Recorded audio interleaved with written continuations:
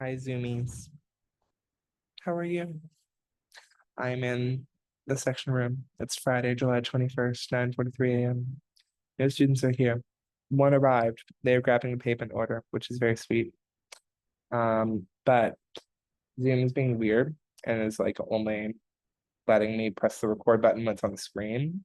And so to avoid that, I just was like, I guess I'll start recording. So we're recording live, and you're gonna have 17 minutes at the start before I get into it. So you'll hear me chatting with all my little Orgo babies. And right now I'm gonna be looking at the material and see if I can find a way to move faster through it because I took a lot of time. So yeah, directing effects. I did 20, but directing effects actually took 40. Okay. Okay.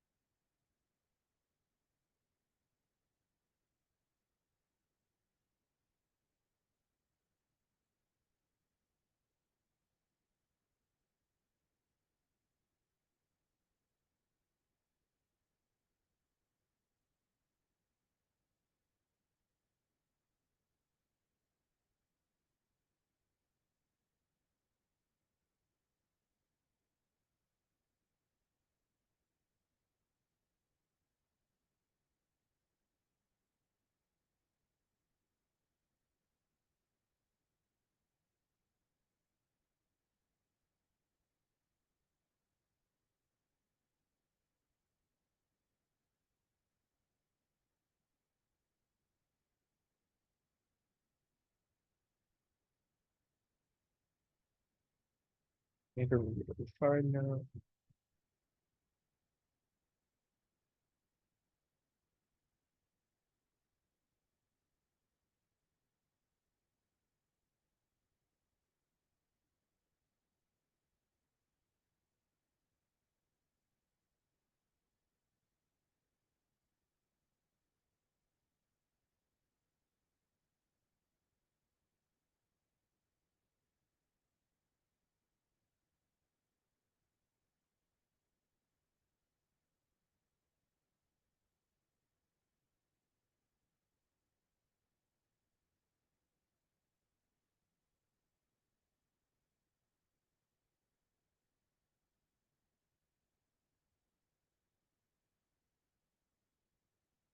Hmm.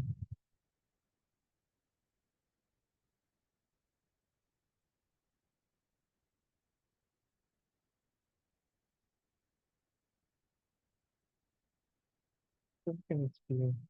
Mhm. Okay, hit that.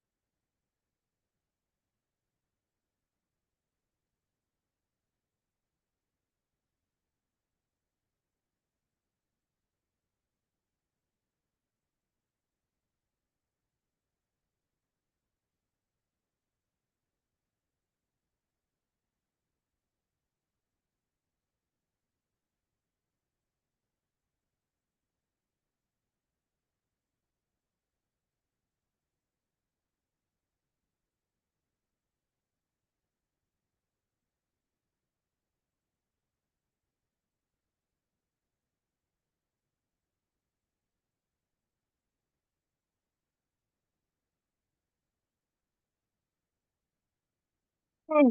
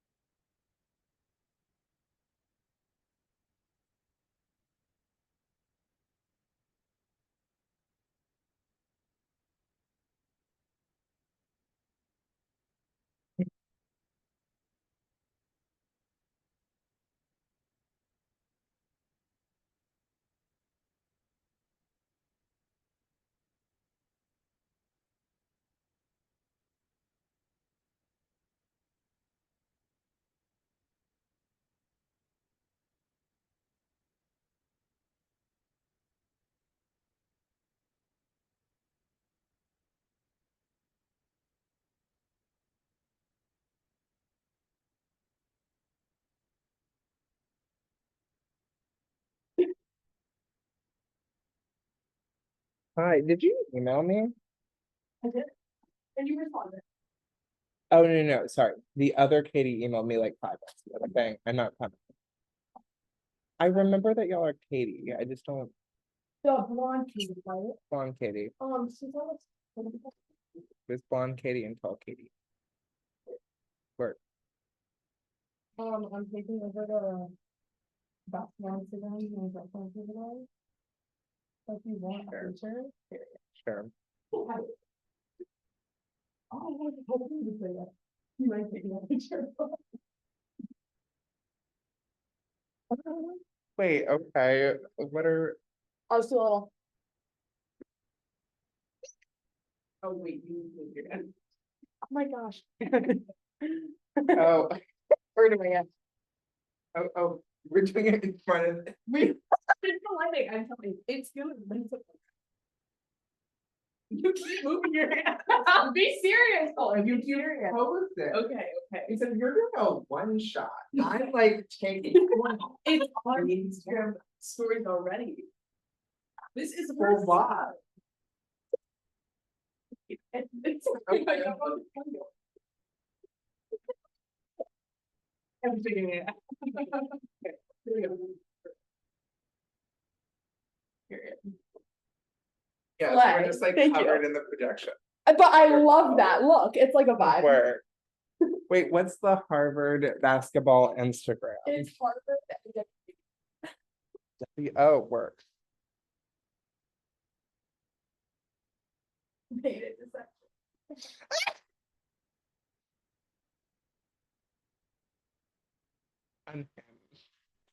Unhinged. Unhinged.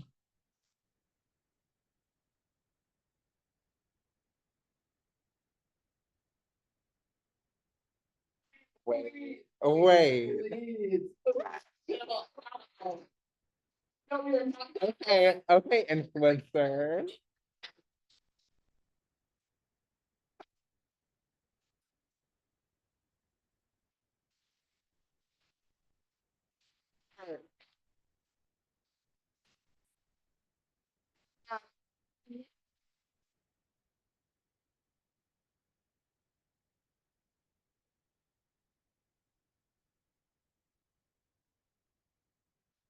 Truly the first one in the room.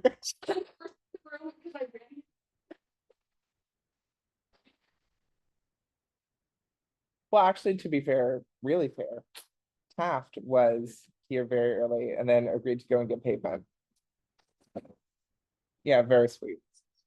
But he's like, what if I miss the beginning of the section? I said, we'll get you caught up. I said, don't you worry. But yeah, I want to see what the post is.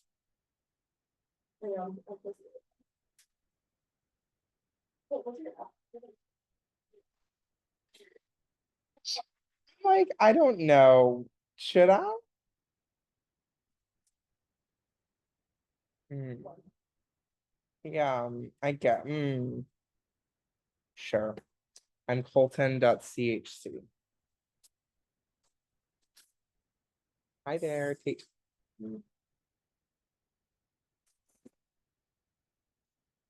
Oh,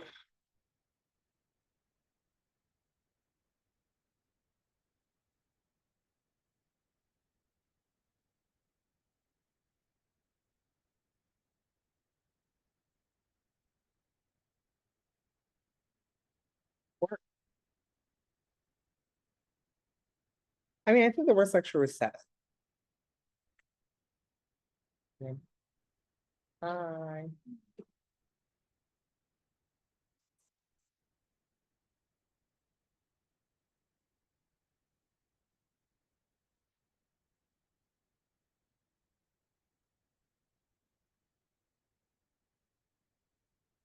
Also, does it make sense for y'all that Tori and I are friends?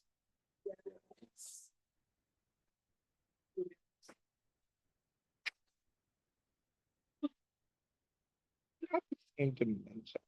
Wow. Oh yeah, like I have no idea what she does. And then I started telling her that like I was playing Chantel's Impossible for y'all, and she lost her mind. Like truly. No. I have no idea what goes on in there. I assume you do some reaction. But even that I'm a little iffy on. I've never done it. Did you get any healed? Did you? Oh, okay. See, yeah. Truly, like the humidity in the air is enough water that the Grinyard will just react with her and not react with your product. The humidity in the air. So I think that I never did it because in Georgia, we wouldn't even try. Like we said, it's okay. Yes. Thank you. I appreciate you. Wow. And also Speedy. Sing dong.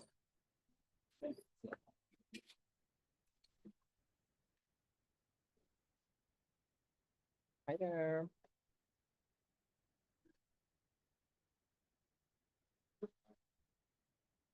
Yeah, practice tests, extra time problems, P sets. I just brought all the papers.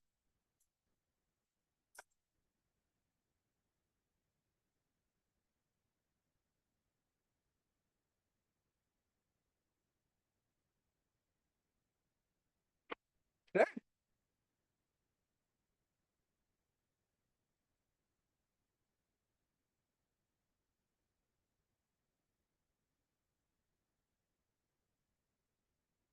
Do it next weekend in between grading y'all's exam. Yes, 100%. My friend kind of get. Oppenheimer. Thank you.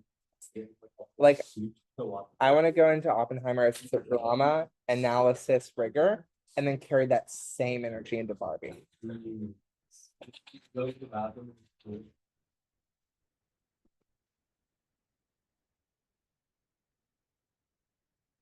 You're a Barbenheimer. Wow. Very like clean outfit. I saw a girl walking down Mass Ave decked out in pink today. Yeah. Okay.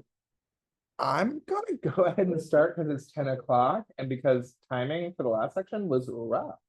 I think she's recording. She's recording. So, hi, welcome to section number 9. So this is the struggle bus section because I truly got done with student meetings last night at like 9 o'clock. And then I spent 4 hours making this. Or I spent like 3 hours and then got home, went to bed at 2. I thought I would wake up at 4 and finish it. I just did not. So we're using mostly my notes from last year. And so it's the ugliest section, but you know, she's still functional. Again, my B is other people's A's, other like at Harvard. Anyway, so what we're going to do today, we are going to talk about radicals first and do practice. And then if we have time, do one of the challenge problems with radicals. Then we're going to talk about the EAS reactions. And we're not going to do a ton of time about the reactions themselves because really the harder skill is talking about directing effects and then doing some of these practice questions where you're adding multiple things to a benzene. The last like 30 minutes or so, I want y'all to really hold me to it. Let's see. At about 30 minutes, I want us to pivot to talking about how to study reactions part 2. Where I will give some advice. Many of you will be hearing some things again that I said in your meetings, but give some general advice, and then we're going to do some exercises and then start a synthesis together. Cool? Work. Thank you all for filling the feedback form. I have been like very busy meeting with students, and so I haven't had a chance to fully go through. I've read a lot of the things, and it's very, very sweet generally. A lot of the feedback is like, I wish annotated section notes were posted where I'm like valid. Someone said, yeah, one of the comments got me. One of the comments was like, sometimes it seems like Colton doesn't like hearing questions or like makes me feel dumb for asking it. And then followed up with the sentence, but I think that's just his personality. And he doesn't mean it that way. I was like, that true. Like, I feel like that's a valid criticism. And it's not that I don't like questions. It's truly when I get a question section, I'm like, okay, that will take 3.5 minutes to answer, and probably 3 people are thinking it. And I have about 4 more minutes to get through this section. So it's more me like doing mental calculus than me not wanting a question, you know? I'm happy to answer any questions. And I don't think any of you are stupid. Just want to say that. But yes, I will go through it more thoroughly this weekend. Without further ado, let's pump some radical height jams here, radicals. So radical stability, tertiary is more stable than secondary primary methyl. What does this remind you of? Carbocations. Great, so it's one trend. You don't have to learn a new thing. So if we normally added HBr, what we would get is this product. And what words do we use to describe this product? In terms of like the questions of alkene reactions of, we have the center anti, we have what are the 2 things added, and then what is the other thing that we care about? Markovnikov, our regiochemistry. So this is our Markovnikov product if we have a HBr. And then if we sprinkle in this stuff, we get our anti-Markovnikov product. So other than this, what is the one other anti-Markovnikov reaction that you learned? HBO, hydroboration, oxidation. Good. So if you need to do something anti-Markovnikov, those are the ways to do it. Now, what we are adding is we are adding ROOR, so some oxygen bond on a compound, and we don't really care what it is because it's not going to be directly involved. And then we add heat, which we indicate with a little triangle, or we can add UV like radiation, which we can write as HV. So you might see delta or HV. Just know that that's what we're talking about here. Also, this is radicals, so we're doing like all the single ladies. We're not doing pairs of electrons anymore.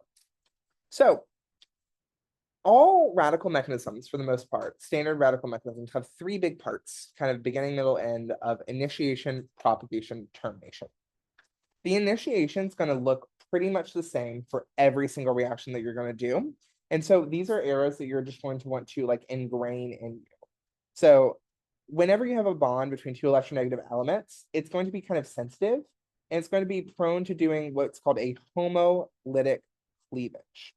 So normally, like if you had something like a base attacking a hydrogen and a Br, we would say that this curved arrow right here is a heterolytic cleavage. So the two electrons go both with the bromine and none with the hydrogen. So heterolytic. Whereas here, this bond does a Lord split me open. One electron goes with this O, one goes with this O. So it's homolytic. It's kind of an equal division of assets in the divorce of this bond. So we have two RO dots that are formed afterwards, and that is going to interact with HBr, and that's going to be what gets us in business. So the HBr bond splits, one electron goes on bromine, and the H combines with the RO dot. We get an alcohol byproduct that we can like get out of solution pretty easily, and then we get our bromine radical. So initiation steps, these are going to be like copying down, if we even ask you to write the initiation.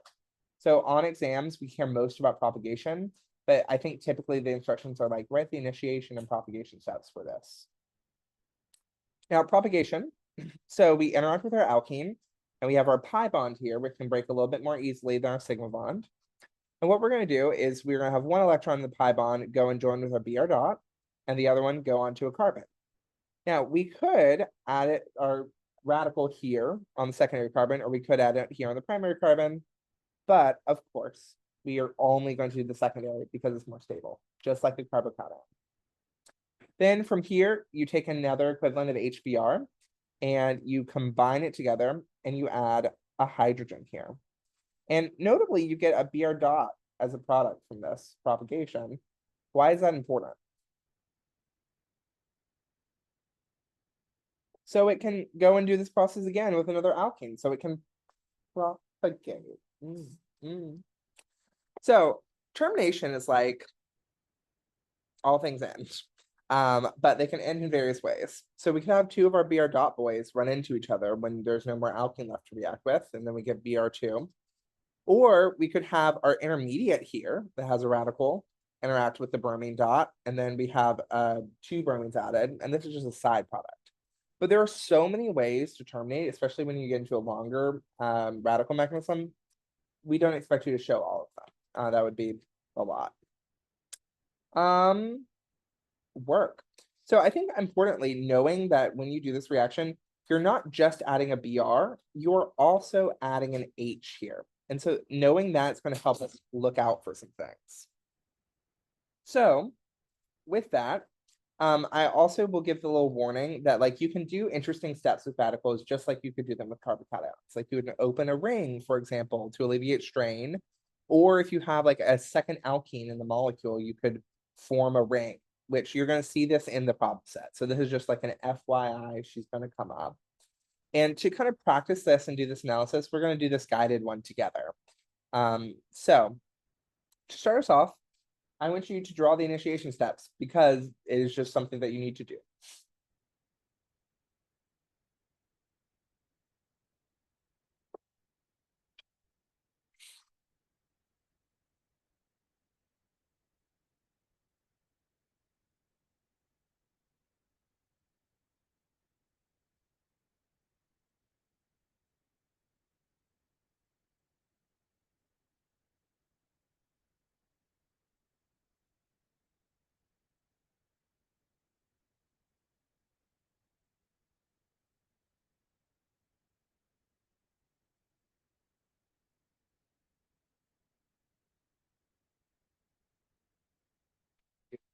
Also, I've gotten 4 emails from students who said they're sick, so something's going around, just warning. I don't think it's you, but like, just warning.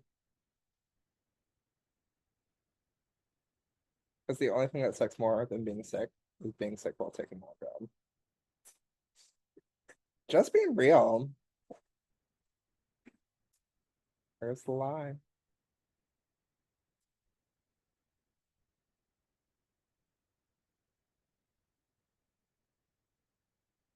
Get this right and kind of blacked out while writing it, just because it's such an automatic thing at this point where I'm like, just kind of let my hand move. That's what happened.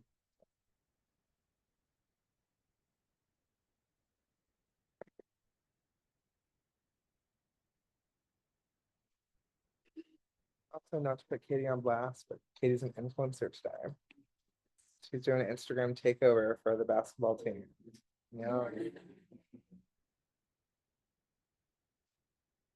Everyone should just like look it up and start watching it during the section. You're like. So now that we've made our BR dot, our radical initiator here, what are we going to do first with this alkene?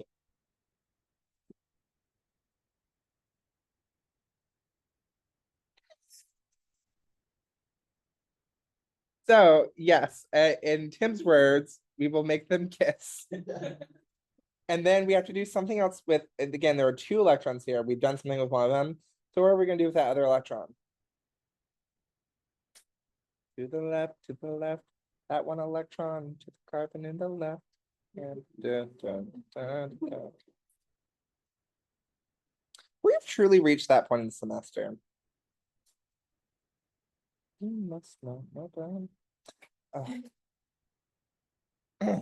That's a great song. I haven't thought about it forever. Okay, so now, uh-oh, I didn't even look at the product, my gosh, because all this up until now was just kind of like rote.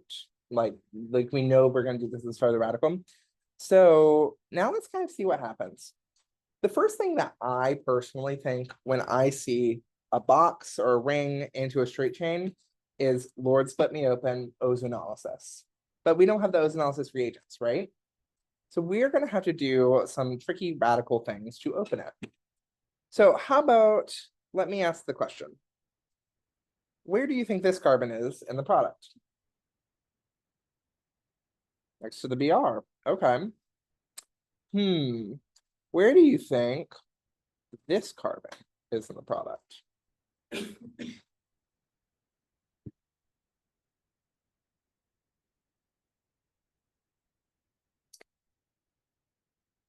There are a few options. So we could do 1, 2, 3. So we could do 1, 2 here. Or we could do 1, 2, 3, 4, 5. So we could do it here. So I'm going to call this option 1. I'm going to call this option 2. How many people think option 1? How many people think option 2? Cool. So yeah, I think that you're right. I think that it would be harder if we made it in this one over here. Like it would be harder to do that transformation. So now that we have this, what I'm going to encourage you to do for every single radical mechanism, even if it looks simple, number your carbons in the starting materials and the products. Like give them specific numbers. This is carbon 1, 2, 3, 4, 5, 6, 7. This would be 1, 2, 3, 4, 5, 6, 7. I do this truly for every radical problem to this day. And especially as you get into more complicated radical questions, then this is going to be really essential.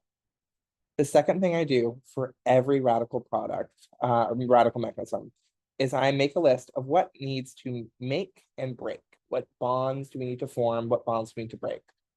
So, I mean, one of them that we had to make, we've already made, which is the 1 BR bond. What's another bond that we need to make? Yeah, the pi between 2 and 3. Any other bonds that we need to make?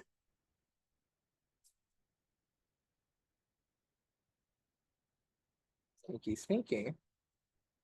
HBr, this. What 2 things does it add to an alkane? A bromine and a hydrogen. Where did we add that hydrogen? Wait, take a second, take a second, take a few seconds. Figure out where it did to the hydrogen. Don't say it. Try to find where the missing hydrogen is. It's settled because it's implied here. And then on, let's say on the count of three, we're all gonna say the carbon that's on. But you know,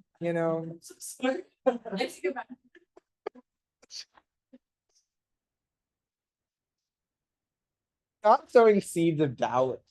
No, no, it's on six. You're right. Wow, Billy's just so smart. Okay. So here we have two hydrogens, whereas six over here only has one hydrogen. So we have added a hydrogen. I really like this point of the semester because I feel like sections become a little bit more chill and like we get the vibe of the class. We're like almost done with them, but yes. So we need to make a, what is that? 6 hydrogen bond.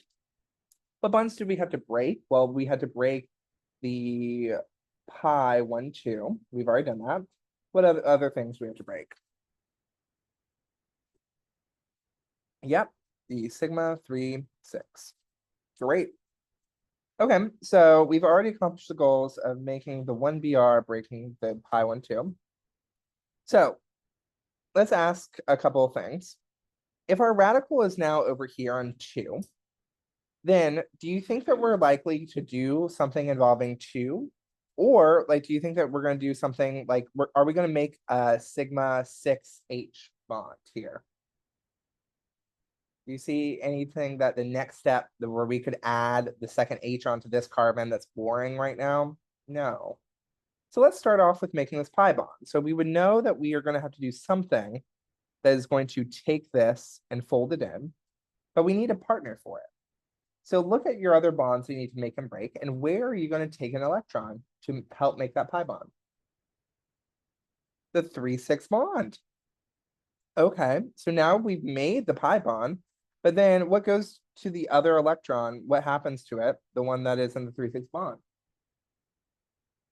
It goes on to the 6. It's not going to go ahead and grab an H all at once because that's just a lot of steps to happen at once. So here, now what we have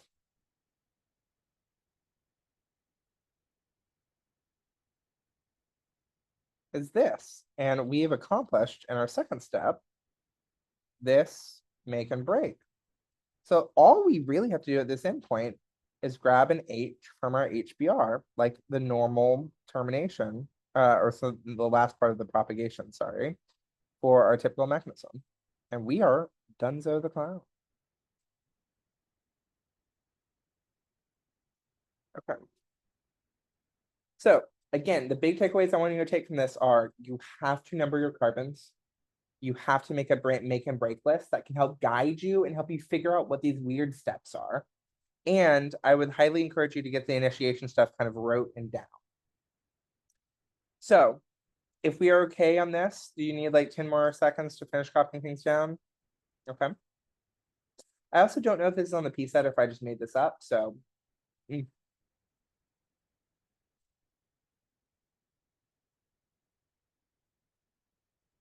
Now we're going to turn to challenge problem 7, which is a radical question. And we're going to do our same analysis here. So one thing is on our arrow, we don't have HBr, we don't have ROR, we don't have delta, but we do have an HV, which clues us in that we're going to be working with radicals. And then in the first sentence, it says, under photolytic conditions, bonds between 2 electronegative elements, nitrogen and oxygen, for example, can spontaneously homolyze, generating diradical species. I like that word, homolyze.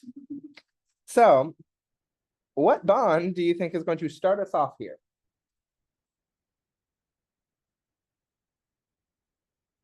Bonds between 2 electronegative elements, such as nitrogen and oxygen. So the thing that's going to start our reaction is we are going to homolyze here. And I am going to draw like what it is after this first initial step.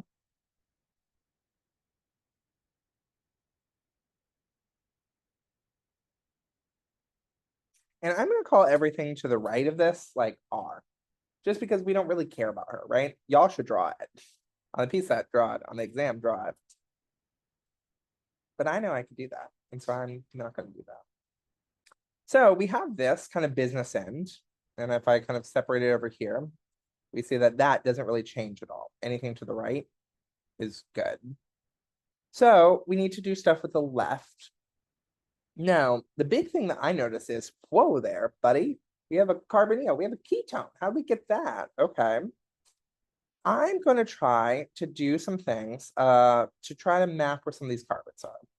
So I'm gonna just point out this one that I'm gonna call red star, and then one that I'm gonna call purple star. And I want you to try to figure out where red star and purple star are in the product. So look at what they're connected to. And sure, they're gonna have to make and break some bonds, but where do you think they reasonably could be that it's not gonna create that much extra work to do?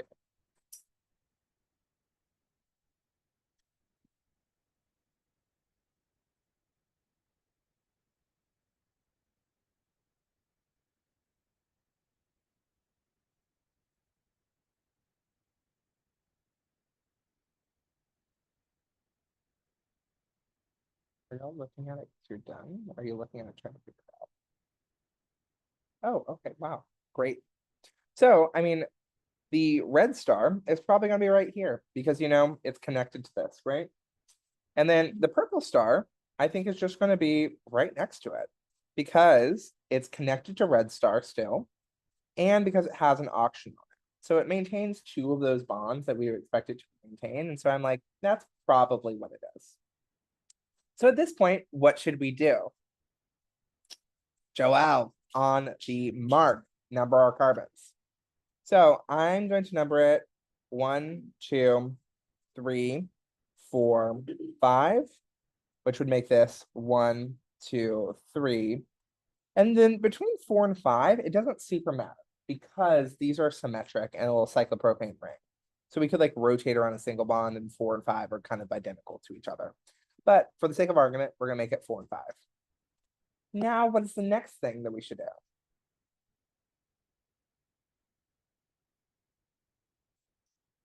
Pause. Before we do any reaction steps, we should make a make and break list. Thank you. So, well, we broke the O-N bond, so that one's already done. I see we need to make the pi CO bond. What are some other bonds we need to make break?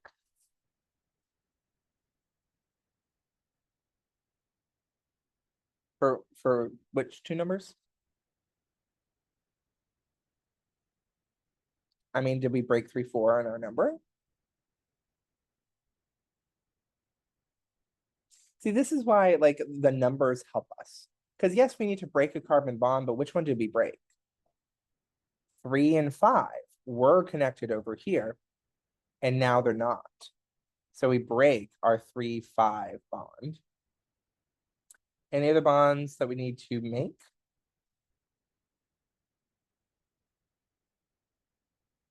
Five in, good.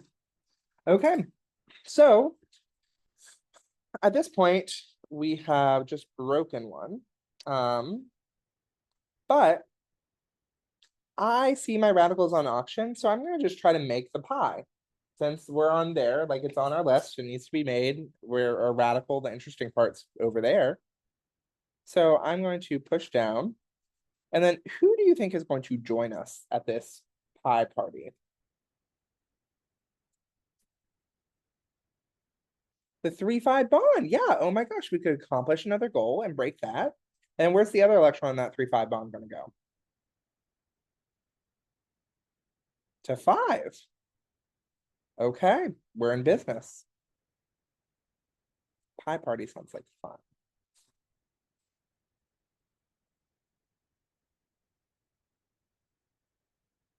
Yes.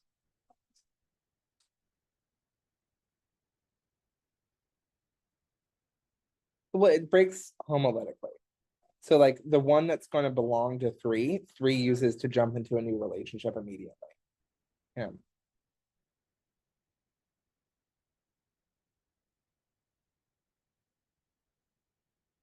1, 2, 3, 4, 5. Okay, so wow, we accomplished 2 of our goals all at once. So the only thing we have to do is make our 5 end bond, right? Does that seem easy? Do it.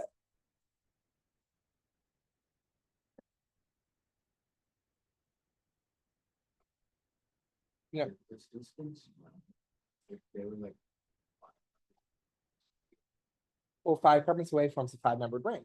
So yes, 6 carbons away forms a 6-membered. But more than that, larger rings are less favored. Smaller than 5, smaller rings are less favored. Yeah. So that was it. But do you see how this analysis is going to give us a set of tools to approach these types of problems where weird things can happen? Are you convinced that you should number carbons, do a make break list? Thank you. That's the hill I'm going to die on. So if you're unconvinced, bring a shovel for my grave. Yeah. I mean, sometimes they're just going to happen. Yeah. Oh. But said that they're. Yes, like they're not going to start off a reaction, but if you already have a radical, going from a radical to a primary radical is not out of the question. Yeah, but like making a primary radical off the bat is kind of out of the question. Yeah.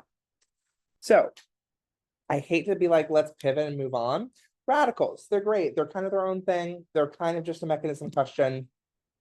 Slay. If you don't have a radical mechanism on exam 2, which I think you will have a radical mechanism on exam 2. If it's not on exam 2, it will be on the final. So it will be on at least one of them. So going on. So what we have are the EAS, electrophilic aromatic substitution reactions. So the general mechanism is this. We have benzene. Benzene is great. She's lovely, aromatic, very pretty, but a good nucleophile? No, because she just wants to have her electrons run a little hamster wheel and be like, ah, I'm aromatic, stable, woo. And so she doesn't want to be a good nucleophile. So what we have to do is our electrophile has to be an even better electrophile. It has to pop off. It has to be like EL plus, like really good, rather than just a normal electrophile. So what happens is a double bond in the alkene ring, if you have a really good electrophile, is going to go and attack the electrophile. And just like when we do an alkene addition, like an acid or something, we form a carbocation. And here, this ring is like, wow, I really miss that stability. Can we form the aromatic ring as soon as possible? Thank you. And then something in the solution is just going to deprotonate the H that was there, reform aromaticity. So electrophilic aromatic substitution, well, we substituted this electrophile, or this H that was originally on here for the electrophile. And we did it on an aromatic ring. And the thing we substituted with was an electrophile. So electrophilic aromatic substitute. EAS reactions. Okay. So now there are 3 parts to learning these reactions. One part is this general mechanism, which is the same for all of them. So the line reactions are like your fake mechanism when you're going through and studying these, really, really simple. It's literally just going to be put on whatever that group is that you're going to add. You're going to put it onto the ring. Then the second thing that you're gonna have to learn is line reactions. And these reagents are a bit idiosyncratic. So I'm going to like talk just a very little bit about them and some of the little mnemonics I use to make.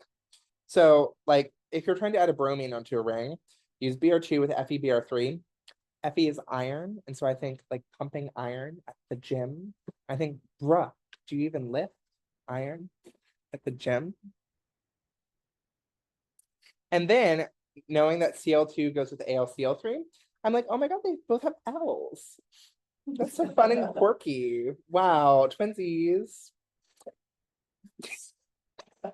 So both of these are very similar. They're adding a halide, so they're kind of a family together that they're just slightly different flavors. And the making the electrophile is the big thing. So like all of these reactions, once you have your good electrophile, which I put the good electrophiles here in these little boxes to the side, then the mechanism's the same for all of them. Like the double bond will go and attack, and then you've opened up, you've made the carbocation here, and then you have the bromine, and then you can do your elimination. So that's not the hard part. The part that's a little bit tricky is each one of these to make this good electrophile, requires kind of their own idiosyncratic steps. So here BR2 associates with iron, and then now this is a good leaving group.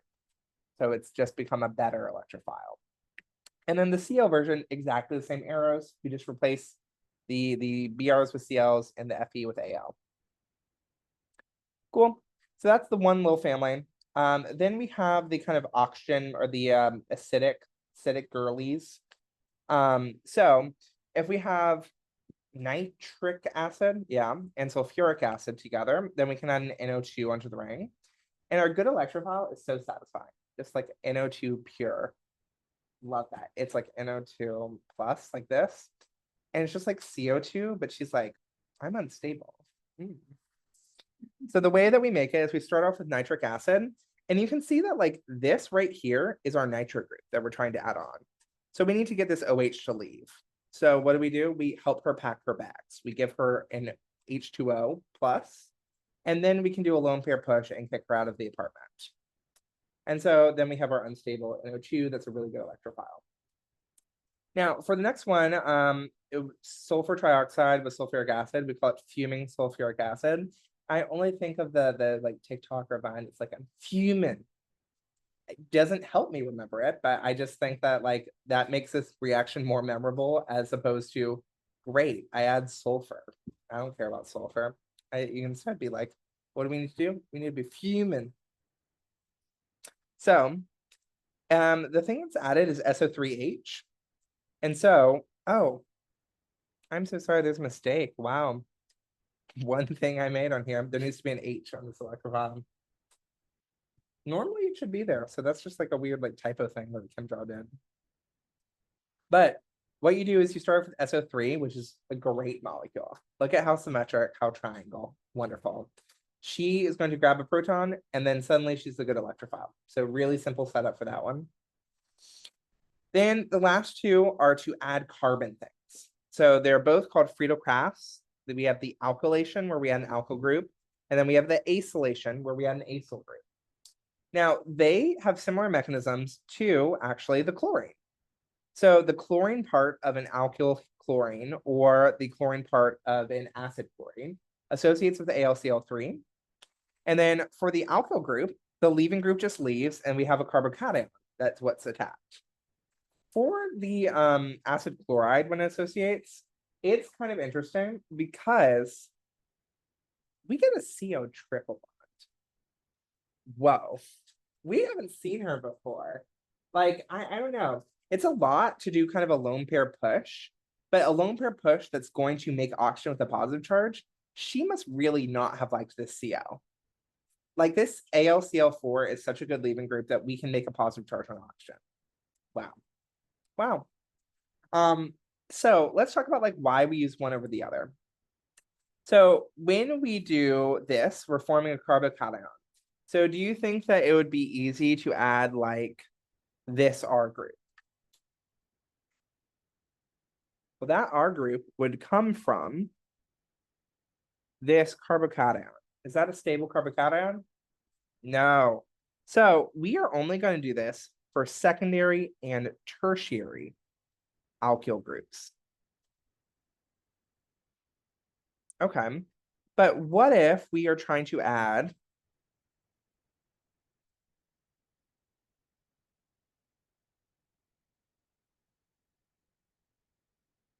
this thing?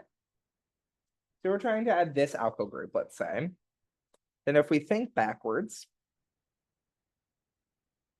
it came from this carbocation. What's the issue with this carbocation? It would do a hydride shift.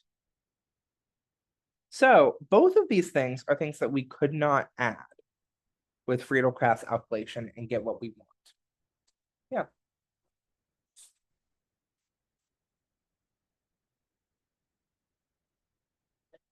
Which big electrophile?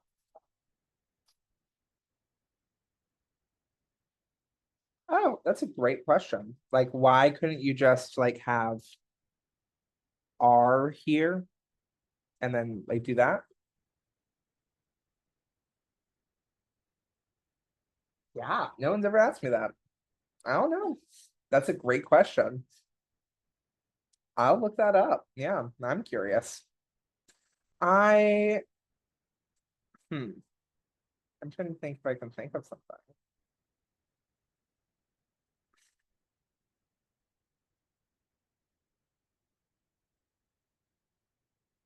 Yeah, I can't really. I mean, for secondary or tertiary, it would be rough because doing an S&T is gonna be slow for them. But like for the primary, I don't have a good reason for why that wouldn't happen. So that's really good thinking. Stumped me. Hmm. This is the first time I've been stumped by a question in the course. This summer, at least. So Janelle, automatic A. Wow. So how do we add these things if we do want to add them? Well, what we can do is we can use this other helpful reaction where if we add the alkyl, if we add a aryl ketone here, this aryl ketone, at no point in our mechanism do we have a carbocation. So surely no rearrangement. But we can add H2 palladium carbon, and she is just going to dissolve away, like fade into the. And so we technically add two H's, but it looks like we've just like dissolved away the carbon. And so if we are trying to add like, if we want the product that has like green, this, where we had the issue of making a primary carbocation, then what we can do is we can have it come from this aryl ketone, which would come from this acid chloride. So if we add this acid chloride with AlCl3, we plop on this aryl ketone. And then if we add H2 palladium on carbon, then we get this alkyl group added, which is the one that we wanted of just two carbons. So, like, I mean, we have some options for when we're adding carbon things. Work. The other two kind of warnings I'll give are NO2. So NO2, we say, is a really strong deactivator. It's going to be taking a lot of electrons from the ring.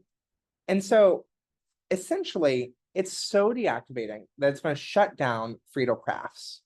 So if you start off with NO2 here, you just do not have access to these reactions. You cannot add anything like Friedel-Crafts if you start off with NO2 on your ring. It's like the nitro group is saying, you want to add Friedel-Crafts? No. You can't do that. Not while I'm around. So that's one warning. The other warning was secondary, tertiary, and watch out for rearrangements for Friedel-Crafts alkylation. And I think that that's all I have for you on the EAS, like the plain Jane reactions. Most of them, I would say, are going to be tested as line reactions. But for the mechanisms, I would pay closer attention to the Friedel-Crafts alkylation and acylation. I think that those are the mechanisms that are more likely to show up. Cool. Any questions on this before we go into directing effects and we actually kind of put this into practice? Yeah. What exactly is that? Like, I just. Friedel-Crafts are these two. Oh, that's. Yes. Yes, the dark ones here, the blue and the purple are Friedel-Crafts. And the one where we add an alkyl group is called a Friedel-Crafts alkylation. The one where we add a ketone is a Friedel-Crafts acylation. Terminology.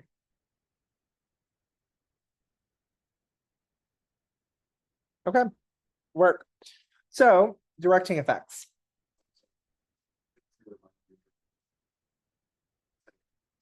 "30 minutes before the end." Thank you, though. So if we have something on a benzene ring, let's call it the R group, it is going to affect how the molecule reacts. So we have some terminology of the position immediately to the right and left of the R group, we call the ortho position. The position that is opposite is called the para position. And the position that's in the middle is the meta position. So if I put my R group over here, then what is this position called? It's meta. What about this star position? Para. And then what about this square position? Ortho. Great. If I drew this molecule, I had X, Y, Z, W. What's the relationship between X and W? Good. What's the relationship between X and Y? What's the relationship between Y and W? Great. What's the relationship between Z and W? Meta. So these are all really helpful at giving us relative locators. It's not going to be an absolute system. It depends on what you call your R group. Like, I could say, what is ortho to Y? Well, X and Z are. And the influencer. So this nomenclature maybe can reintroduce us to an old friend, but like in a new light. So, she's benzoic acid. Benzoic acid is fine dandy. But if we have an OO bond, she's peroxy benzoic acid. Okay, fancy for the OO bonds peroxy. Then if we stick a chloro, what's the relationship between this group and this group? So in other words, it is, yes, where is it? Oh my God. Oh, it's not, yeah. Metachloro. Peroxy. Benzoic. Acid. And what's her stage name? MCPBA, the absolute icon, the legend. Whoa. Whoa. That's where all those letters came from. Ding dong. Is she not cool? I think she's really cool. Anyway, so nomenclature, we have that down. So let's talk about how this actually affects reactivity. So when you have something on a benzene ring and you're reacting with it from that point where something's already on it, we have to ask ourselves two things. One, how does this affect the reactivity? Does this make the benzene want to react more or less? And to answer that, we can really look at, are we putting electrons into the ring or taking electrons out of the ring? So benzene in the EAS reaction, does it act as the nucleophile or the electrophile?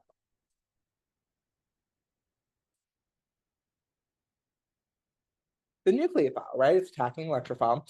And so do nucleophiles want to have more electrons in that ring? Yeah, you want more electron density built up so that you can go and attack something. Whereas if you take electron density away from it, you can see it's going to be a worse nucleophile.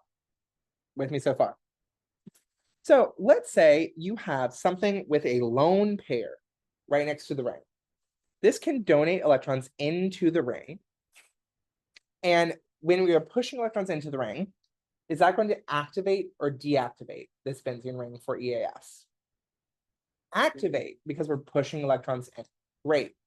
Another way that we can activate it, not by resonance, is what if you have like an alkyl group? How could it donate into the ring?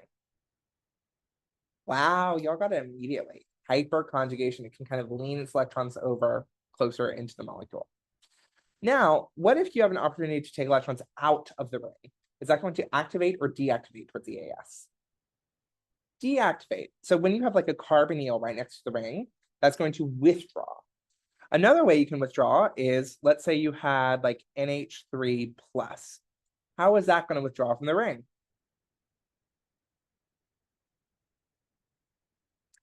Yeah, what do we call that? The way it withdraws? It's not resonance.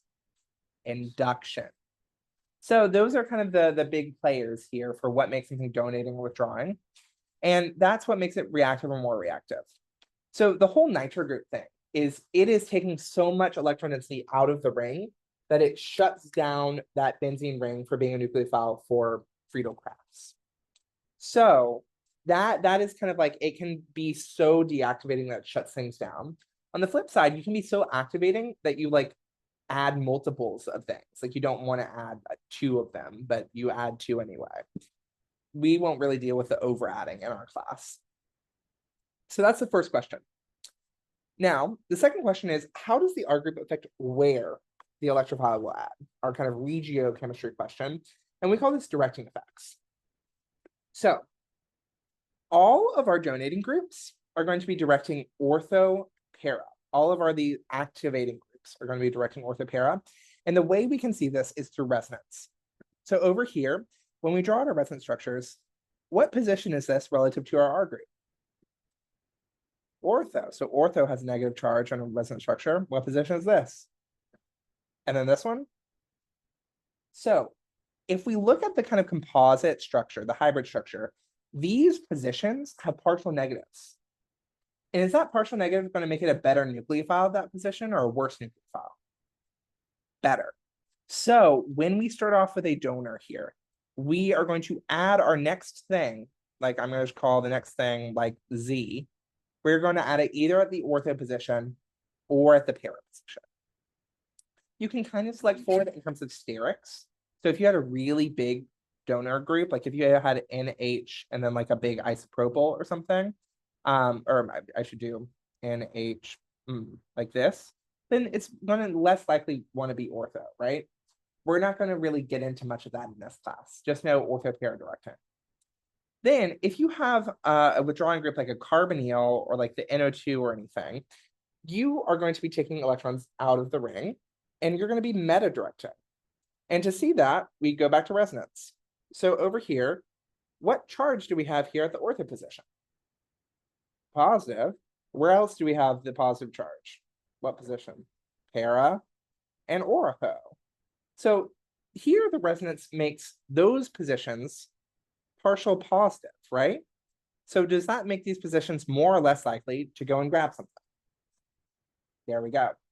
So basically it's just kind of like, it's kind of like when one friend isn't that pretty, but the friend right next to them is really not pretty. This is the really not pretty friends in terms of electron, making these look really pretty as nucleophiles. So these meta positions relatively have more electrons, and so they can go and attack something. And that's why we say that these carbonyls, these withdrawing groups, are going to be meta directors. Does that make sense in terms of the resonance picture of what's happening so far? Okay, now halides are weird. Halides, we say, are deactivating because how are they pulling electrons out of the ring? Induction, because they're pretty electronegative. But the thing that controls directing effect is resonance. So this has a lone pair that could technically do resonance and go in. And when I say technically could do, it does. It's just really, really weak. Because if you ever write a positive charge on fluorine, alarm bells should be going off. You should be like, is this the end of the world? I don't know about this.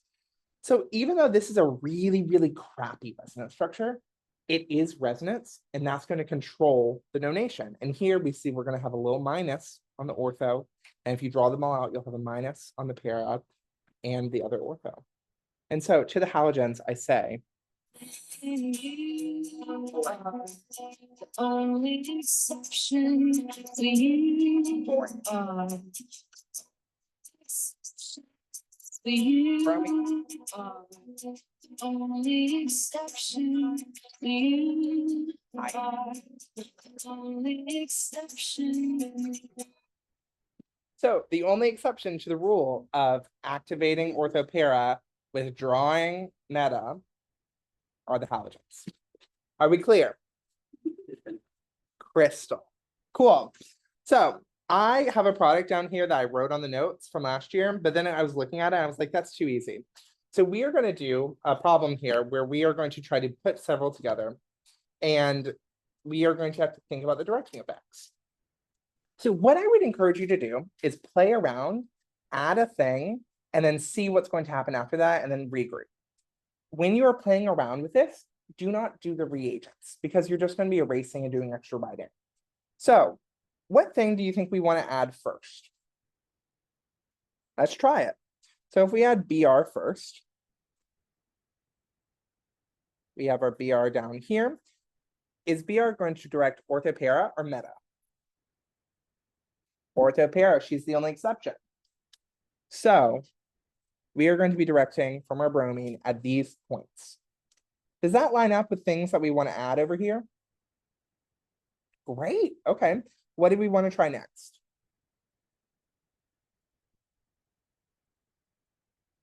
The ethyl?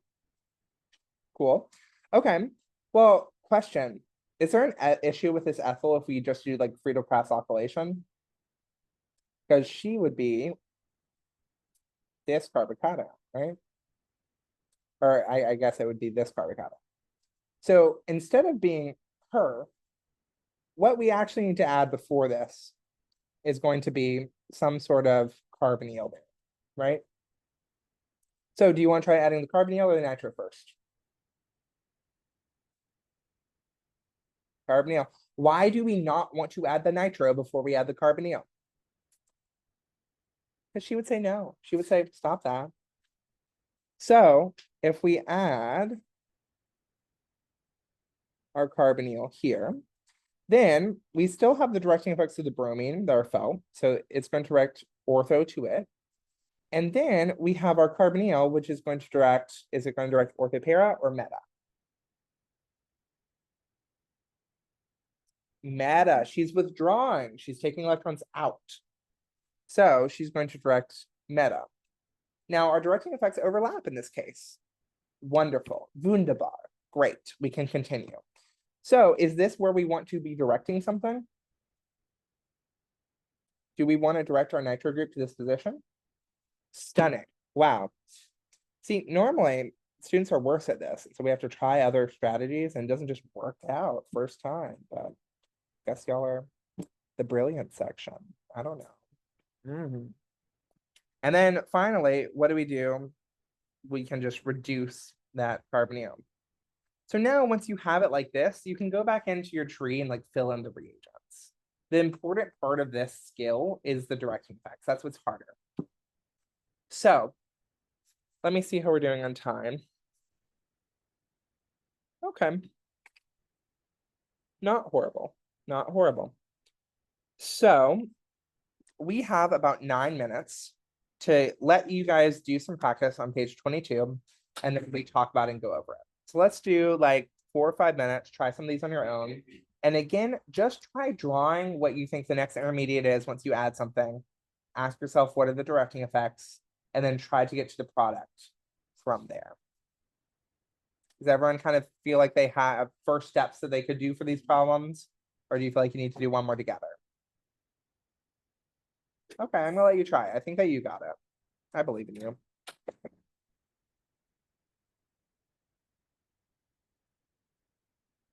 I'll go and add in these reagents.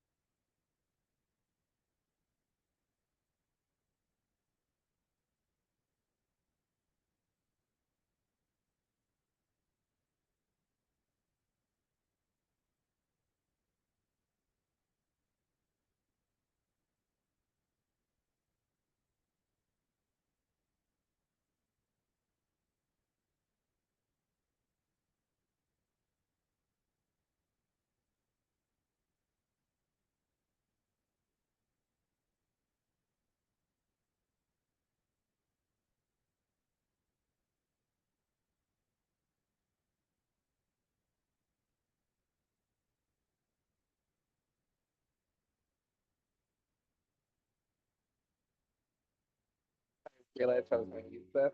It's fun, you can stack them. I realized I was gonna use it last time. Stack the pot.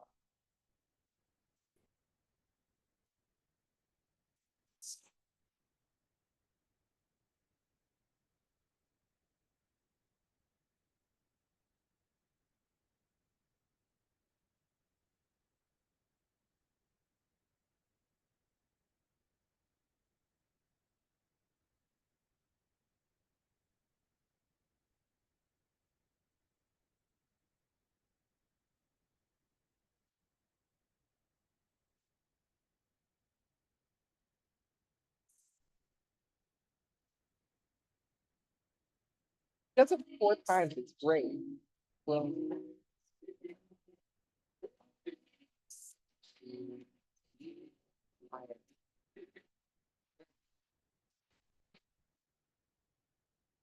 no, it just worked out. Like when I was queuing up the sound to last night, I like tried out like how I was gonna deliver it, and I was like, perfect.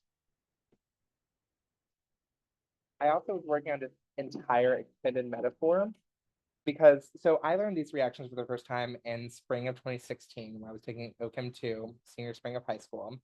And it was right when Beyonce's Lemonade came out. And so I remember being in a coffee shop for like 10 hours, listening to Lemonade on a loop and learning these reactions. And so I was thinking about doing this like extended metaphor where like each of the reactions were a different song on the album. I'd like even figured out which ones, like I was like, who's gonna be Becky with the good hair?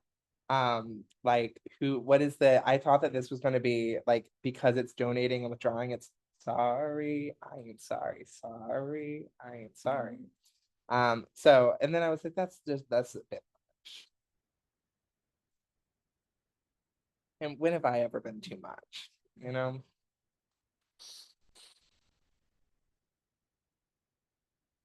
I will finish playing the rest of the Paramore and then we will go over. No, I haven't really heard anything else other by Paramore than this until January, and I had a really angsty month.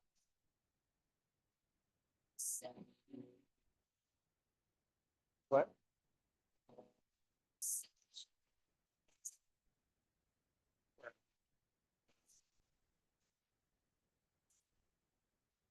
What?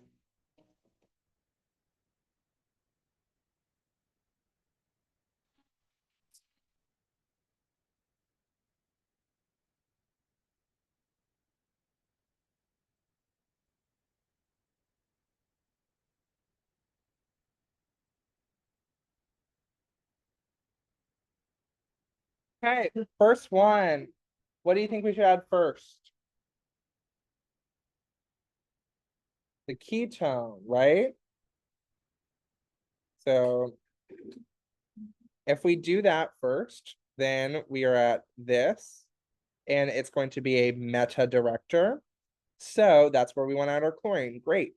Cl2, AlCl3, because chlorine, oh my God, we have both have L's.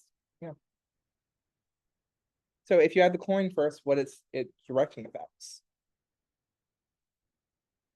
It's directing orthopara.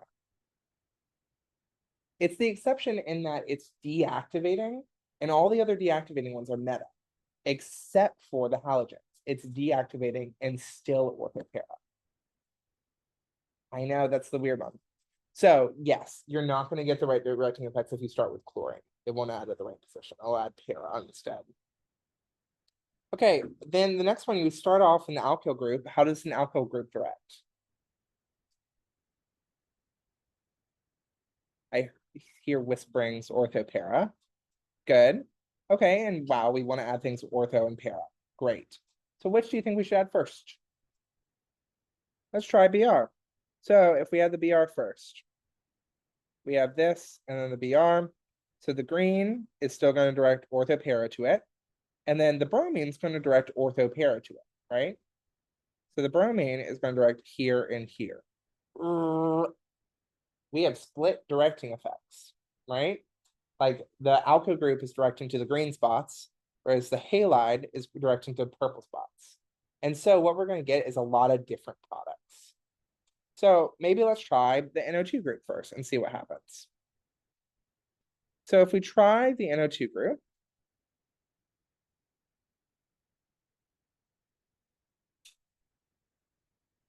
our alkyl group still is going to direct ortho to it. And then our NO2 group is now going to direct meta to it. And do you see how now the directing effects line up? Yeah, so green is the alkyl group, it's directing ortho to it. Purple is the nitro group, it's directing meta to it. Do you see how now the directing effects line up? Whereas when you did it over here, they were split. They were not on the same carbons. And so when they're split, you're just going to get a lot of different products, and that's what we're going to try to avoid. So here, it's going to be better to do our nitro group first than the bromine. It would be our HNO3, H2SO4, and then the Br2. Do you even lift, bro? Katie.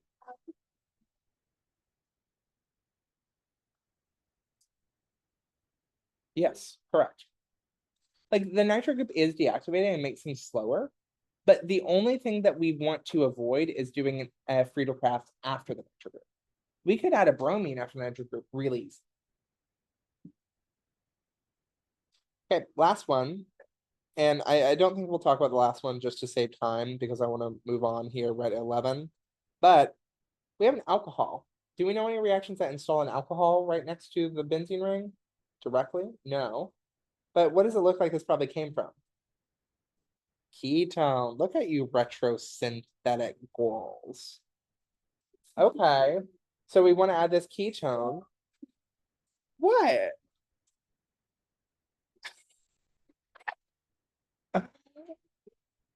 Cool. So what should we add here to get this added to the ring? We just replace the pH with a Cl, right? That's kind of the fake mechanism thinking backwards that will help you get what your acid chloride is going to look like. And then we have the AlCl3. And then how do we take it from a ketone to just an alcohol? Ooh. Soft boy. NaBH4, MEOH. If we try to use H2 palladium or carbon, that's just gonna poof. It's going to erase the carbonyl and we just have an alkyl group. If we want to stop at the alcohol, we want to use some of our old reagents. So we could use lithium hydride, but we only have a second box here. And lithium hydride, we'd have to add the lithium and then an acid workup. And so to do it in just one step, we're going to use sodium borohydride. That's going to oxidize. So like if you started at a carbonyl, it's not going to do anything. If you started at the alcohol and wanted to make the carbonyl, then you could use chromium. Yeah, but because we're going to the alcohol. Questions on these three? How did they go? So I think the biggest thing to watch out for is your directing effects and making sure that when you have the situations where they could not align or align, that they align. Like the aligning is going to get you fewer products and it's going to get you closer to the goal of what you're trying to make. Okay, any EAS questions before we go on and talk about how to study reactions part 2?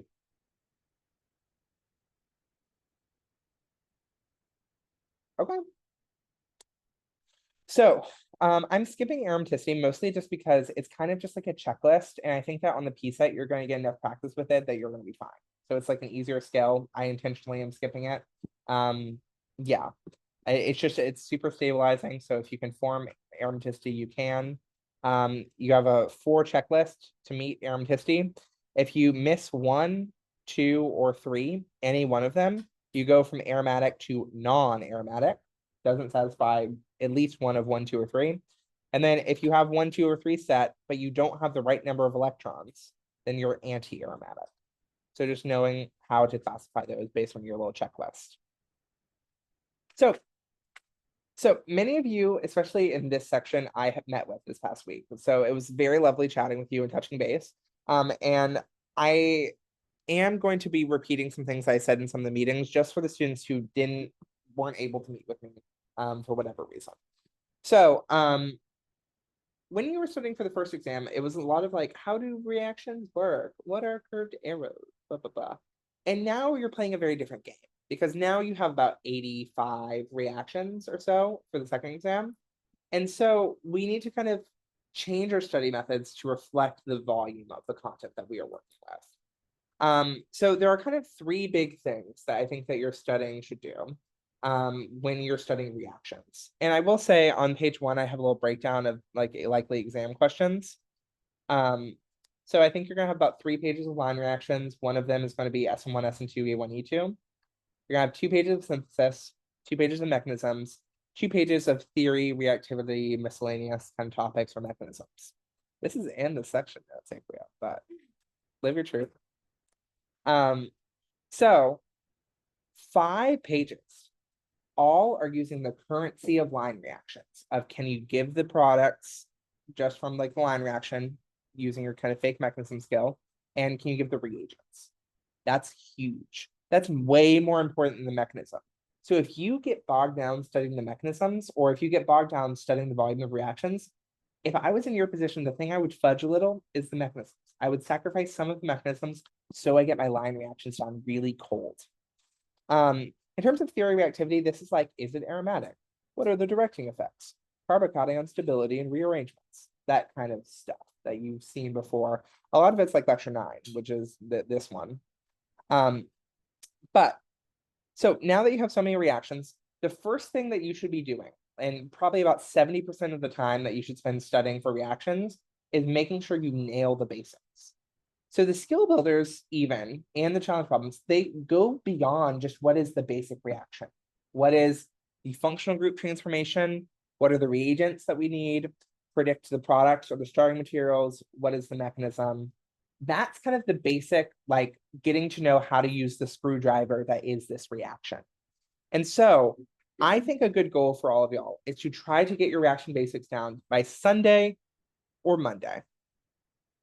Do what you need to do in terms of trying to get the piece done as much as you can, as quick as you can, and spend most of your reaction time really making sure that you can do these skills. And the way I recommend doing it is not making a big review sheet, is not doing like going back through all the notes and making more structured notes, just because that takes a ton of time. That takes hours upon hours. And so the method that I've been kind of recommending to people is this active recall, little 4-minute exercise. So let's say you're trying to learn the amine formation reaction. You might look at your notes for a couple minutes, and then what you should do is get a blank sheet of paper. And on that paper, write a random but specific ketone or aldehyde, and then write a random but specific amine and start a timer. Within about 20 to 30 seconds, you want to be able to draw what the product looks like. So, I mean, I can try doing it.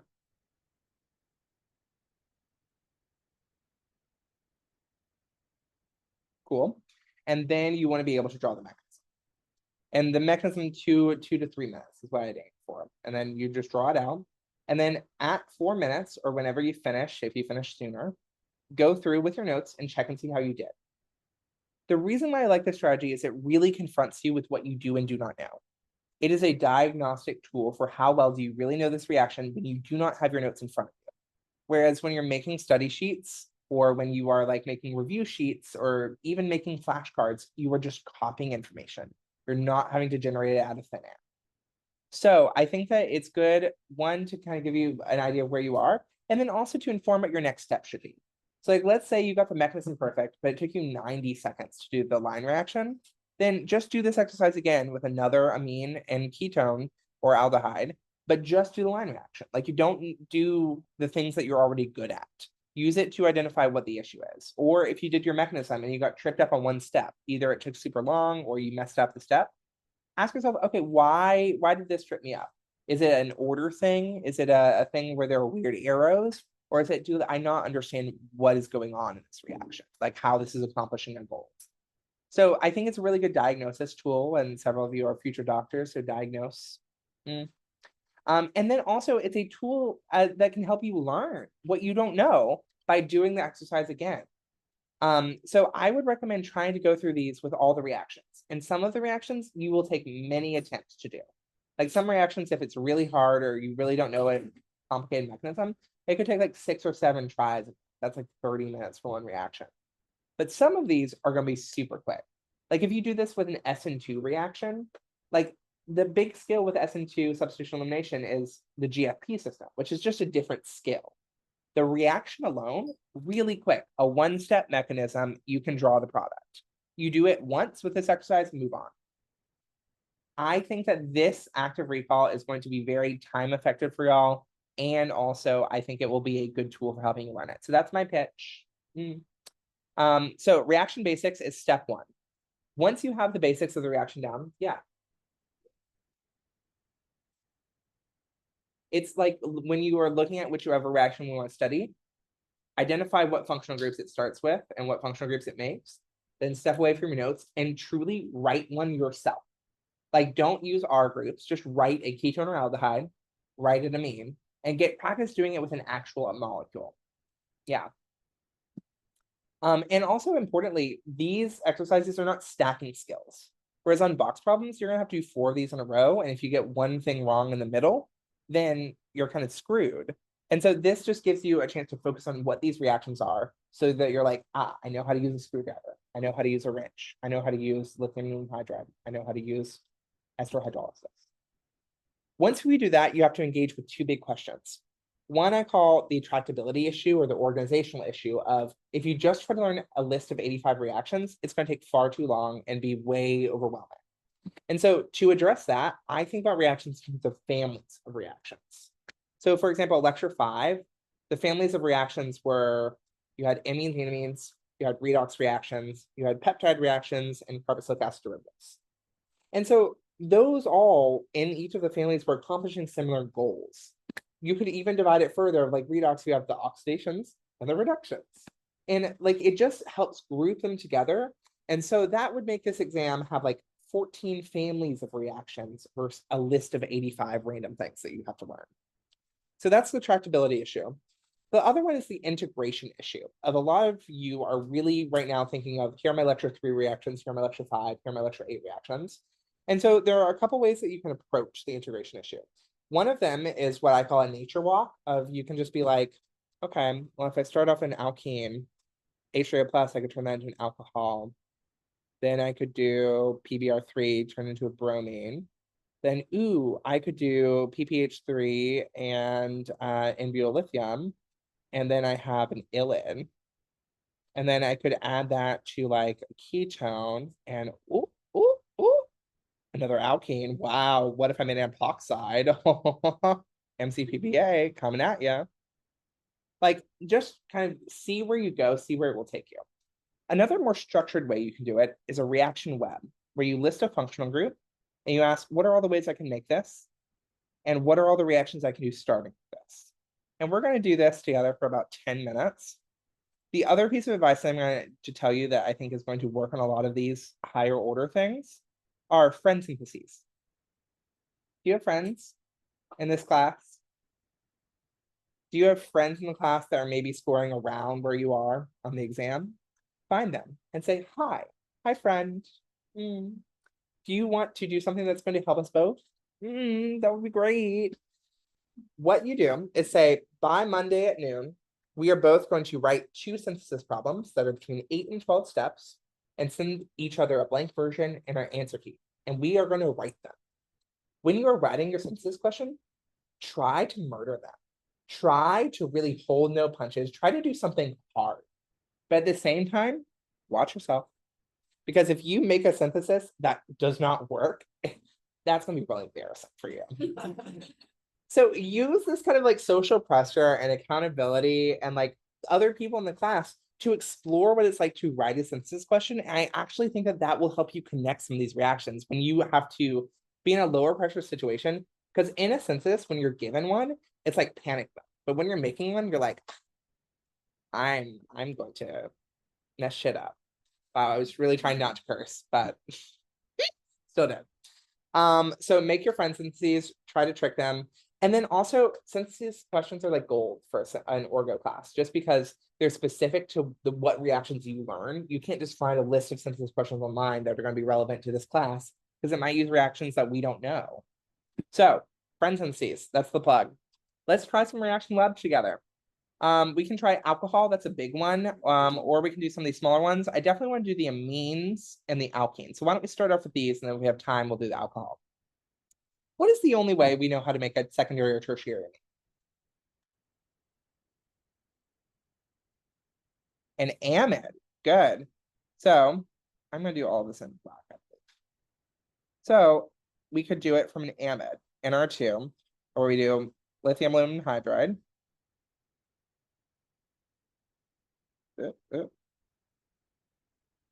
Et2O, 2H plus. And when you do these, write specifically the name of the functional group, because to be very honest, I think more than half the class is too slow at functional groups right now. So I think that you'll get practice by doing it. So, okay, an amide makes a secondary or tertiary amine. That's the only way. What are the ways that we can make a primary amine? Nitrile, good, good, good. So if we had C triple bond N, and remember this C is going to be this C right here. And we added lithium hydride, which I'm gonna just abbreviate that whole thing as LAH. But you know, you write the real ones on when you do your actual sheets. We can go from nitrile to amine. And then we can also do the amide route with just like an NH2, like a simple amide. Great. What are the 3 ways to make alkenes?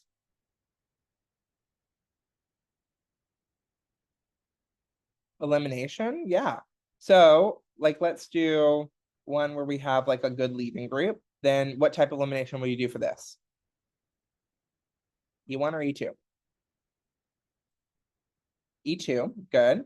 So we need a strong base, right? Give me a strong base. Sure, or Naomi. I like Naomi. And technically we could do this from other starting material like functional groups, whatever is a good leaving group. What if we want to do an E1? What should we use? Yes, so we should use an OH here, and we should use conc H2SO4, and that's going to give us an E1 elimination. So this is from an alcohol. Cool. And then what's the other way to make an alkene, which I think Joelle said earlier? The Wittig. Yeah, someone said Wittig in the first section, and I had us all like throw stones at them. So glad we didn't have to do that here. So we could do this from like PPH3 minus, and that's our illid, and then we have like formaldehyde. Or we could do the other. So we could do the, again. I guess I'll write it out. H2C minus, PPH3 plus. And then we could do this alkyl. So we're practicing our disconnections here. And then I don't think that we're gonna have time to do the full alcohol one. So maybe, what are 2 ways to make epoxides? Thank you. That's the first one you should think. NCPBA from an alkene. Then how else can we do it? A halohydrin.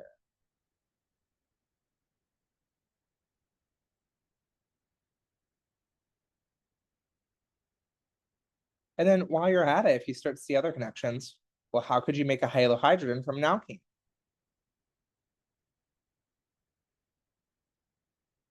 Br2, H2O. Great, and so you're just kind of fluidly working through them, and you're trying to connect different lectures. Like here, the alkene puts lecture 6 and 8 in discussion. The amine ones are mostly lecture 5. Alcohol is going to take from everywhere and give to everywhere. But I know like this is something that you can do on your own. Go through it with your lecture notes, try to find all the ones that you can, build your reaction web, and then the next day go through and try to do it from memory and see how many you get. Like truly, I think that this is going to build those connections and get you much faster so that you can do these like brainstorming in terms of reaction, because that's where we're going. Cool. So some other webs to make ethers, carboxylic acids, alkyl halides, amines, and more. Explore. Let's look at this synthesis problem, which is an extra challenge problem. If you'd like a printed copy, it's up here. So, woof. I'm going to give you like 2 minutes to go through and do your initial analysis. What I want you to do, identify functional groups, brainstorm some reactions connected, but don't do any real reactions, just brainstorm. And try to map starting materials onto products.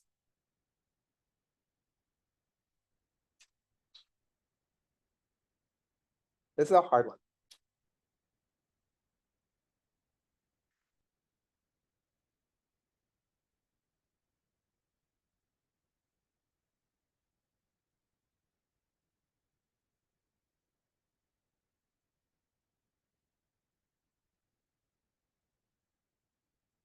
I'll be doing it in minutes.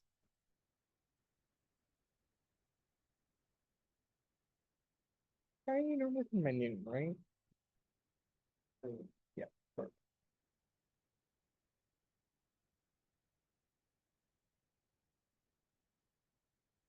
So line, we have AG, K to K, and we have CG.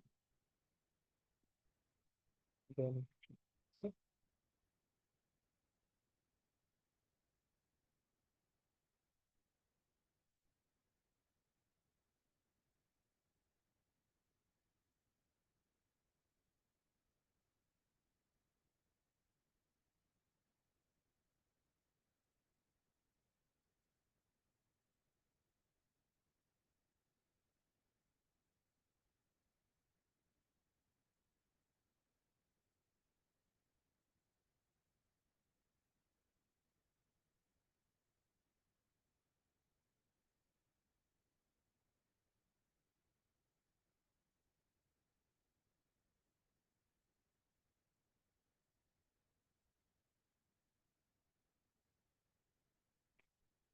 K, K. Yeah, we go K to F. And we put- yeah,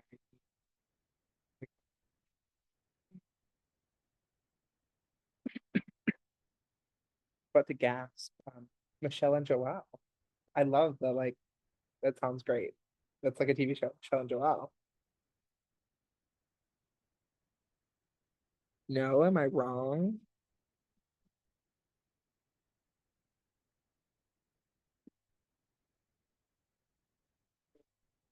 Oh,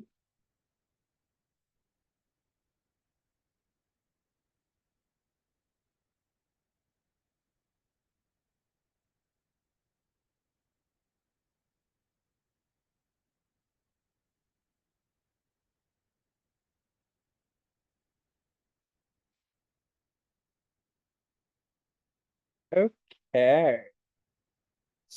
So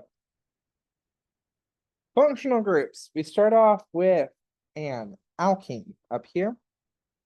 And here I'm thinking the whole web. Wow. Then down here, woof, we have amines. And what type of amines are there? Primary. So we just did our exercise. We know that this came from one of two places. So let's try them. So place number one would be amides. So it could be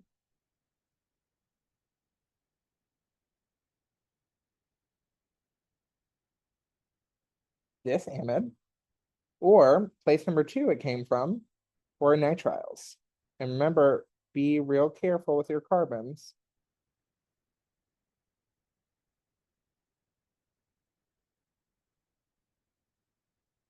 So another kind of concern that I'm seeing right off the bat is how many carbons are in our starting material. So we have 6 carbons. How many carbons are in our product? 8 carbons. So we needed to add 2 carbons, right? To me, when I think adding a carbon and making an amine, I'm thinking about her. Because let's say we added a CN out of nowhere. Like this CN, how could we add a CN to a molecule? What kind of reactions can cyanide do? How do we add a cyanide to something? SN2. So we could have some sort of leaving group. And how many carbons are we at now?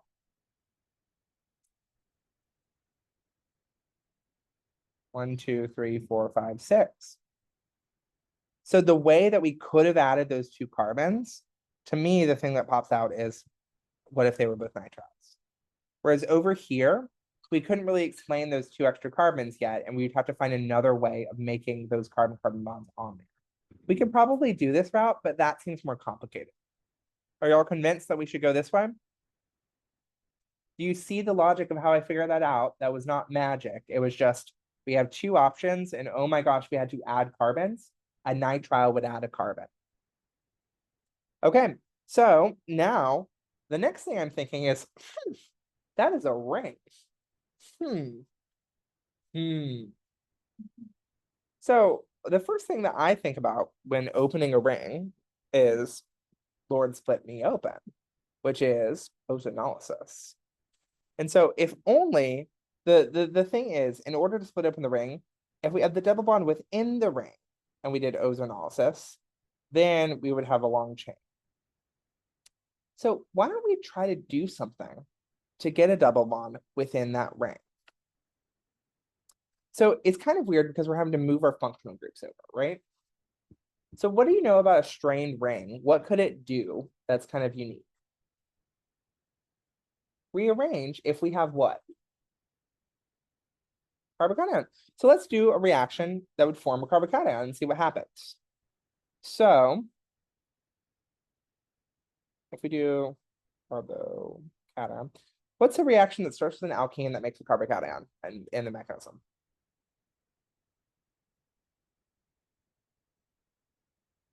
There are three. Let's start with an alkene. So back to your reaction web. Which alkene reactions happen in acid?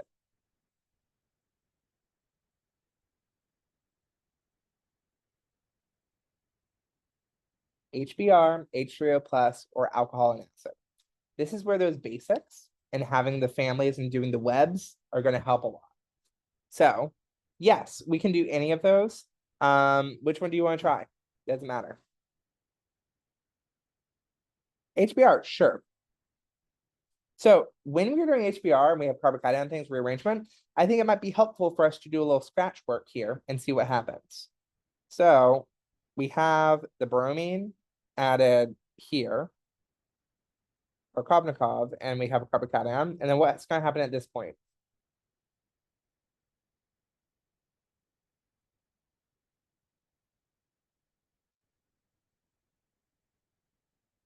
How about this? Methyl shift, alkyl shift, hydride shift. Where's the methyl? Is there a methyl? It's an alkyl shift. It's this part of this ring is going to shift over. So now we have this. And where should we put our, like, maybe I'll wait for the positive charge and say, okay, we should have something and then a BR kind of shooting off.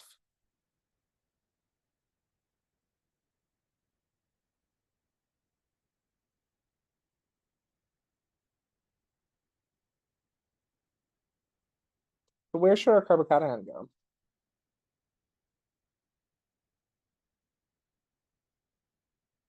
Yeah, it should go somewhere on the side by it.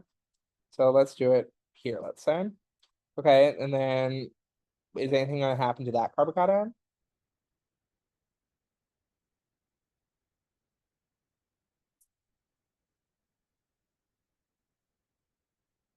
Hydrogen, thank you. So again, this is abnormal to be doing some sort of mechanism here. Bless you. Okay, and then from here we can add our hydrogen, right? Did we do that correctly? To be very honest, I just realized I made a mistake. Made a mistake in step one. The double bond, what does it grab here? Does it grab the BR?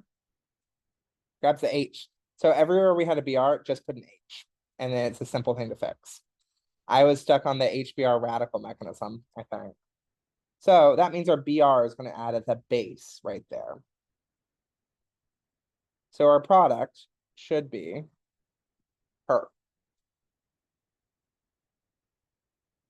Cool. We still don't have a double bond in the ring. But from here, could we make a double bond in the ring?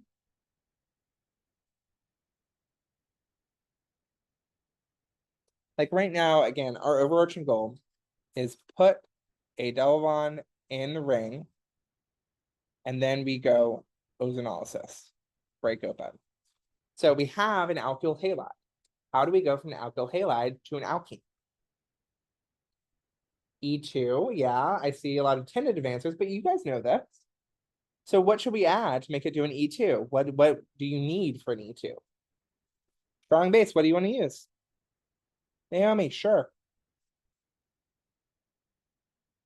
So now, do we form the alkene that is down here? Or do we form the alkene that's over here? The one there, or do we form the one that's here? 1 or 2? 2, why? Side sets rule, there we go. So more substituted, we formed our alkene in the ring. And now we can bust it open. So.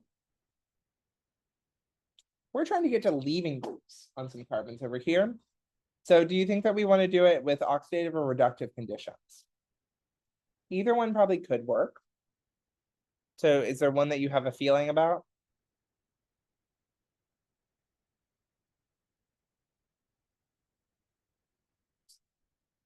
Sure, we could try it. Let's see. So if we do O3 and H2O2, by the way, I'm probably gonna go about 3 or 4 minutes over to finish this, but I do think it'll be worthwhile to finish it. So we would break this and we would put carbonyls on either side. So what we would have is this, and then it would be an H first, but then it's going to be an OH. Now, one thing I think I'm going to do is just try to rewrite this selectively to look like our product. So I see my carbon chain in the product looks like this. And it would make sense if we put our carboxylic acid like that and our ketone like this. I think I told the student to come a little bit early for me to meet with them, but it would be fine. So do we agree that this chain 1, 2, 3, 4, 5, 6, which was this original 6 carbons down here, we're trying to get into this position. 1, 2, 3, 4, 5, 6. And just by writing it this way, it helps us start to think about how we get there. So how can we turn these into a leaving group? I don't think we could do it directly, right? So leaving groups, we have a whole family of making leaving groups out of what? Alcohols. Could we turn these into alcohols? Using what?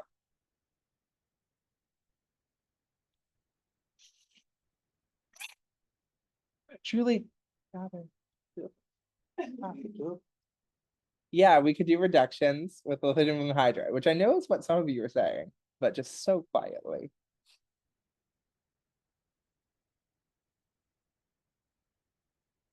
So when we rewrite it this time, we keep all of our carbons there. Now we have an OH and an OH. Okay, are we at our good leaving group yet? No, so let's make it a good leaving group. What do you want to do? Sure. We don't care about stereochemistry on this because we don't have any stereocenters in the product. So.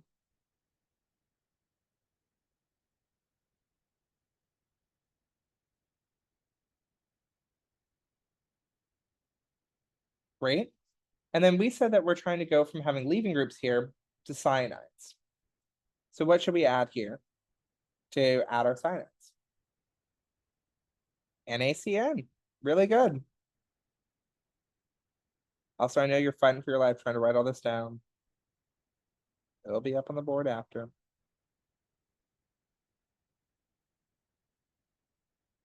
Okay, then I think we're at our last step. How do we go from cyanides to primary amines? Lithium aluminum hydride yet again. That's why we gave her a round of applause that lecture, because she's doing some heavy synthetic lifting for us. So all in total, we have a 1, 2, 3, 4, 5, 6, 7, 8, 9, 10 step synthesis, where we did something crazy. Like going from this to this looks so incredibly daunting. We added 2 carbons, we made amines out of nowhere, we busted open a ring, but there are so many of these kind of little signifiers of, if you know that there are 2 options to make amines, you can get here. If you realize that you need to add 2 carbons, then that's going to help you select the nitriles. Then if you know that you're making nitriles, you know the only way you can add that onto a carbon is if you had a leaving group before. If you're going from a ring to no ring, you're going to need to do ozonolysis, bust it open. So we need to make our double bond in the ring. So we have to do this rearrangement, put our double bond in the ring, then we can break it open. Then we get to our leaving groups. Like all of this can come together But I will say this, if we don't have our reaction basics down, like if we can't write the product quickly and we're having to spend 5 minutes to write like what is the product of ozonolysis or like what is the product of, or thinking backwards, how do we get to nitrile? This becomes nearly impossible. So this we can really focus on the reaction basics. Thank you for coming to section. I will stick around and answer some questions. You guys have got this. Email me if you have questions. And I will see y'all next week, okay? Angel. 2 steps. Yeah.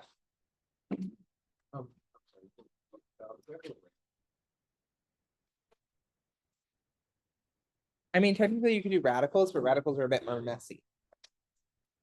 Yeah.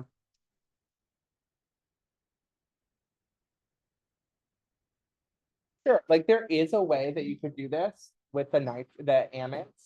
It's just gonna take a lot longer. Like I think it would take like 6 extra steps. But we wouldn't take off. It's just like you would probably spend 20 minutes instead of 10 minutes on that. Yeah. I know. I went over for some. We'll probably start around 11:40 if that's okay. About this stuff and like acceptable, why it's better than this.